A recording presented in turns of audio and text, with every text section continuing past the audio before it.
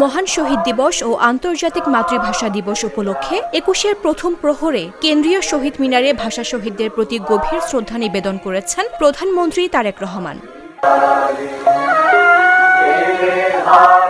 শুক্রবার দিনগত রাত ১২টা ৮ মিনিটে কেন্দ্রীয় শহীদ মিনারে পুষ্পস্তবক অর্পণের মাধ্যমে তিনি ভাষা শহীদদের স্মৃতির প্রতি গভীর শ্রদ্ধা জানান।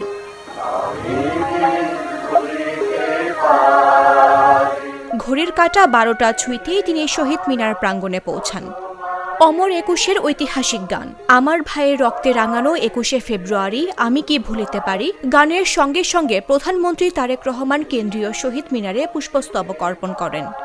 তিনি ভাষা শহীদদের স্মৃতির প্রতি গভীর শ্রদ্ধা জানিয়ে কিছুক্ষণ নীরবে দাঁড়িয়ে থাকেন।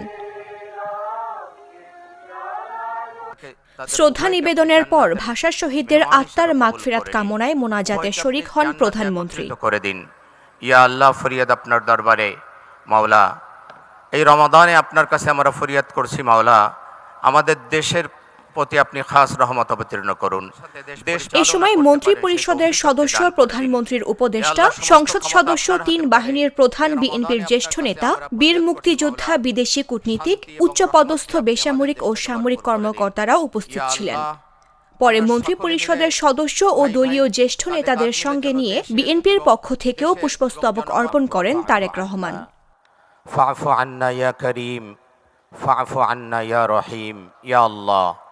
এরপর কেন্দ্রীয় শহীদ মিনার সর্বসাধারণের জন্য উন্মুক্ত করে দেওয়া হয়। নানা শ্রেণী পেশার মানুষ খালি পায়ে হাতে ফুল নিয়ে এবং আমার ভাইয়ের রক্তে রাঙানো ২১শে ফেব্রুয়ারি গানের আবহে শহীদ মিনারে আসেন। ১৯৫২ সালের এই দিনে ভাষার জন্য আত্মোৎসর্গকারী শহীদদের স্মরণে তারা শ্রদ্ধা জানান। জাতীয় বিশ্ববিদ্যালয়ের পক্ষে ভাষা শহীদদের প্রতি তাদের শ্রদ্ধা নিবেদন করেছেন।